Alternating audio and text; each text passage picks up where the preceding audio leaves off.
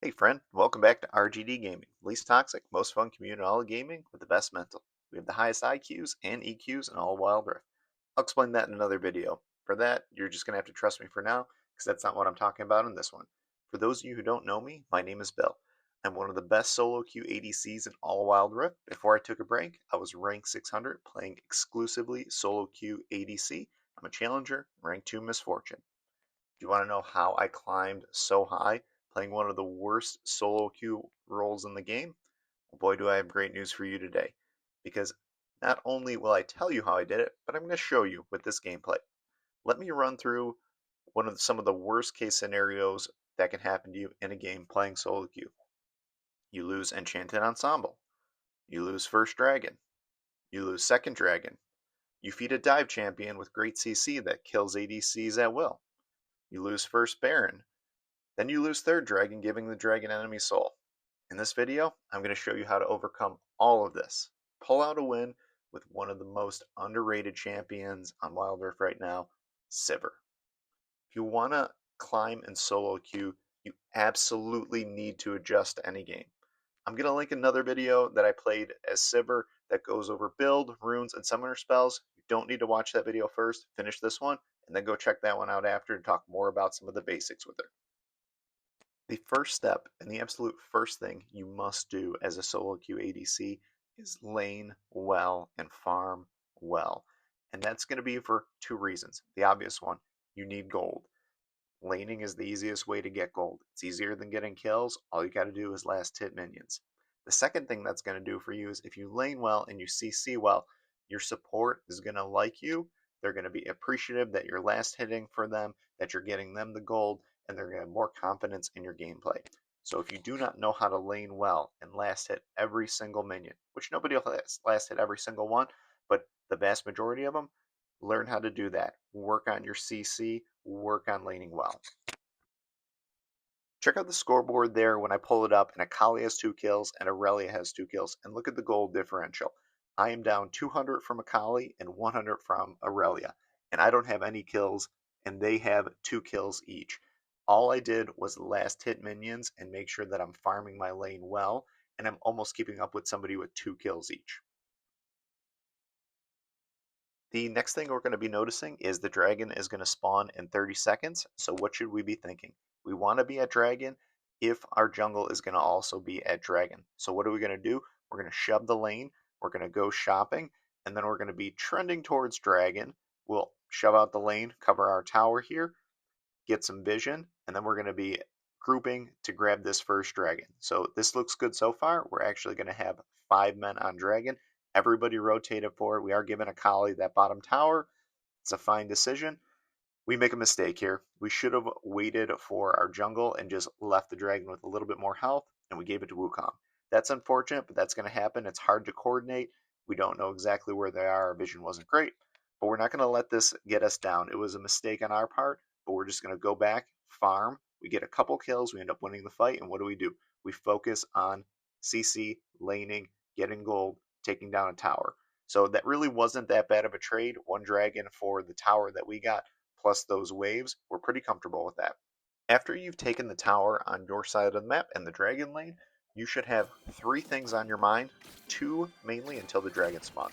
So the first thing you want to think, you still need to defend your tower, especially if it has plates. If your tower has plates like mine does in this example, my tower has 600 gold in plates, 200 bonus gold for taking down the tower, plus 450 to the enemy team, and heaven forbid there should be a wave there. You can get 2,500 gold taking down a full plated tower early in the game.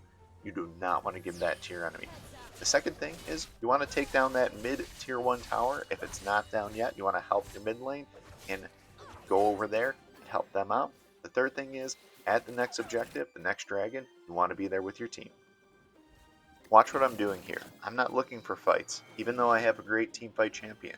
I'm looking for waves and farm. I steal an enemy camp there a little bit earlier, and then I'm clearing waves, the wave in the mid, going back to my lane, clearing that wave. I'm just clearing waves, farming, getting gold. Okay, dragon is up in 20 seconds, so I am posturing towards dragon. but I'm also still not just giving up towers and waves. I wanted to protect it, but I didn't think I could. I thought I'd get dove, so I'm still clearing waves as it's coming. I'm posturing towards the dragon. It's up. I'm setting up vision. I'm here with my team. We're grouping. This is great. This is exactly what we want. I'm trying to play it safe. Enemy gets the dragon. Let's see if we can clean it up. One of our teammates gets a triple kill. We're pretty happy about that. And now 3 of them are dead. So what do?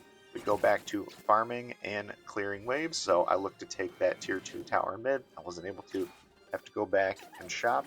Now Baron is up. So we're sort of posturing towards the Baron. Playing it a little bit safe. I don't want to get caught out by Wukong here. I'm trying to reset. Baron's up. And we have 3 of us are dead. They're clearly going on to Baron. So what am I doing? I'm not going to panic and run to Baron.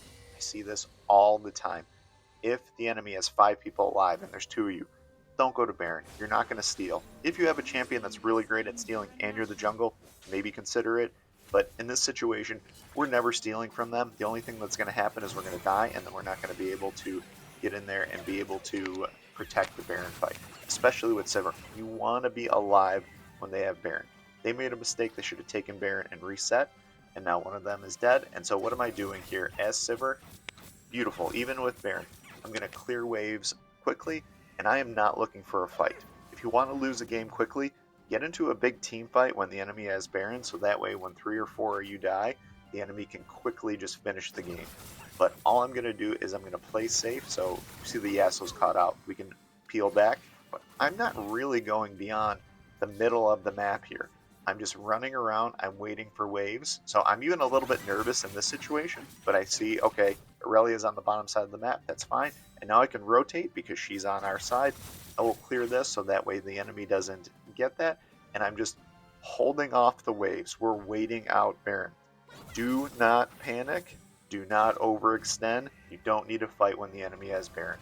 The worst thing you can do is fight the enemy, lose a couple of people, because even if you go 1 for 1, now you have 1 less person that can defend towers.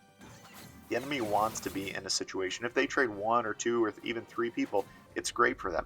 They can split push 1 person, even a support can take towers. Now we got this 3rd dragon. This is important and critical. We don't want them to get the dragon soul here. So we are all posturing around dragon. I love it. I'm happy that we're all here. But our ribbon is getting caught out, gets chunked down, and we go in a little bit before I think we're ready. The enemy gets the dragon soul, but we're committing to this fight. This is a big fight. It's pretty important. We could back off, but the enemy just gets stronger with the soul. Fortunately, we're able to take 3 of them down. Let's see if we can chase down Oriana. Looks like she's going to get caught out too. And we get some kills, so we're happy about that. We don't love that we lost the dragon soul, but we won the fight. So that was an excellent job by my team. Okay, we just won a fight. Baron is up. What should we be doing? It's quite obvious. We should be taking Baron.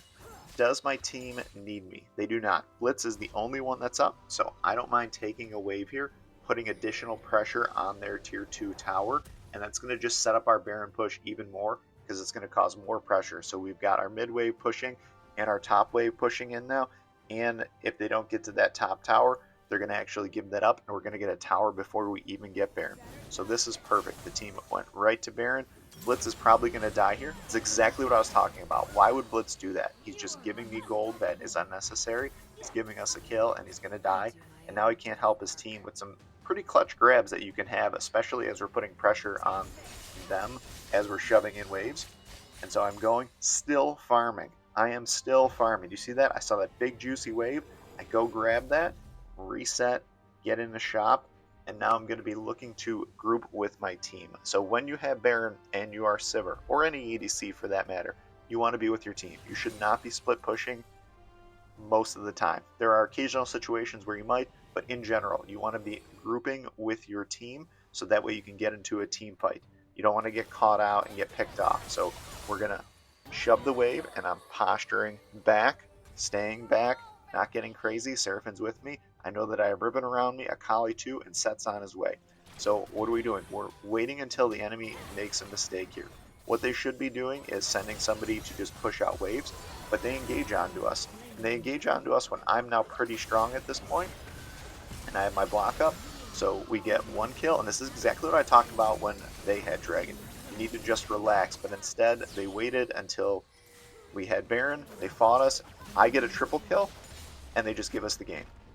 The enemy literally gives us the game because for some reason they thought fighting was a good idea there. There's almost no situation you want to fight in that spot because if you lose the fight, which is basically a coin flip, you're giving us the game. And that's what happened. And so here's the key. Be patient. Don't get angry with your team.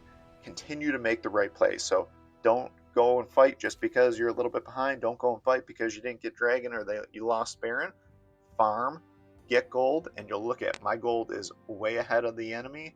I am leading everybody. The only one who beat me, I think, was Ribbon there. And so all I did was farm well, wait for the right opportunities to win fights. Then I took those fights, wait until the enemy made a mistake, capitalized, and won the game. Hopefully I see you on the Rift. GG.